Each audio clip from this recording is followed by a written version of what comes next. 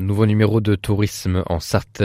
Aujourd'hui, on va sur le territoire des vallées de la Braye et de Lagny avec Ondja Timmerman de l'Office de tourisme des vallées de la Braye et de Lagny. Bonjour. Bonjour. Ondja, vous nous parlez aujourd'hui de la journée du patrimoine de pays. Ce sera ce week-end des 24 et 25 juin à Semur-en-Vallon. Oui, c'est ça. Le patrimoine de pays, au fait, est mal connu, hein. Pourtant, c'est un patrimoine qui met en avant le patrimoine de proximité, le petit patrimoine, le patrimoine quotidien ou même le patrimoine vernaculaire. Donc nous, à l'Office de tourisme, on organise une animation pour mettre en avant ces petits patrimoines-là, parce que il faut dire que le patrimoine de pays, c'est vraiment très différent des patrimoines européens. Donc, ça peut, vous pouvez voir pendant ces journées-là aussi la visite des moulins, par exemple, ça fait partie des patrimoines de pays. Ça peut être aussi une visite d'une société, d'une usine, etc. Donc, ça fait partie du patrimoine de pays. Donc nous, à l'Office de tourisme, le samedi 24 juin, on organise une escapade à Semur-en-Vallon pour découvrir le patrimoine de Semur-en-Vallon. Bon, on va pas tout découvrir, mais juste une partie déjà.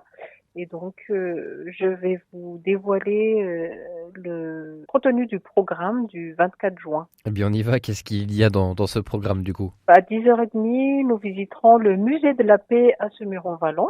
Donc ce sera une visite guidée pour découvrir le musée de la paix. Et à 12h30, nous déjeunerons au restaurant de Semur-en-Vallon aussi. On restera vraiment toujours dans le même endroit. Et à 14h30, nous visiterons l'entreprise Créaliste à Semur-en-Vallon aussi. Donc rendez-vous sur la place de l'église de Semur à 12h30. Donc le tarif pour cette journée c'est 22 €. Donc la réservation se fera auprès de l'Office de tourisme à Vibré ou à Saint-Calais avant le 22 juin.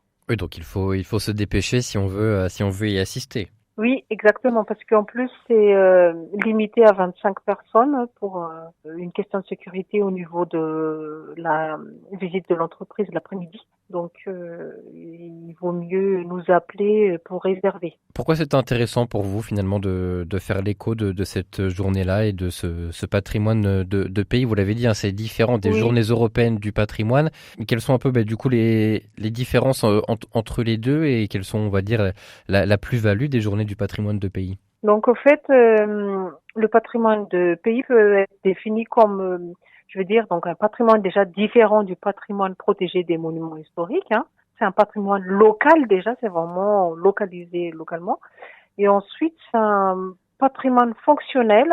Par exemple, c'est souvent des patrimoines disparus, ça peut être rural, artisanal, industriel. Et donc, du coup, la protection est très difficile. Et donc, les bâtiments et les sites sont assez fragilisés. Donc, c'est aussi une journée où on peut les mettre en avant, quoi, pour que les gens puissent connaître aussi l'historique de ce patrimoine qui est fragilisé.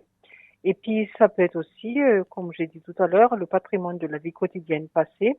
Donc, c'est l'histoire d'une communauté d'habitants, d'une région. Donc, il porte en lui la mémoire d'une société ou d'un territoire, par exemple. Donc, les journées du patrimoine de pays et des moulins, parce que c'est souvent aussi la même période, hein, souhaitent faire connaître ce patrimoine-là et encourage d'ailleurs les associations, les offices de tourisme, les collectivités, les musées, les écomusées, les artistes, les artisans, plein de trucs, pour une prise de conscience à la fois pour protéger ce petit patrimoine et transmettre aux générations futures. Donc moralité, il faut venir à Semur-en-Vallon le 24 juin.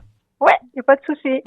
Merci, Avec plaisir. merci beaucoup Ondja Timmerman et puis on se dit à bientôt sur les antennes de RCF Sarthe.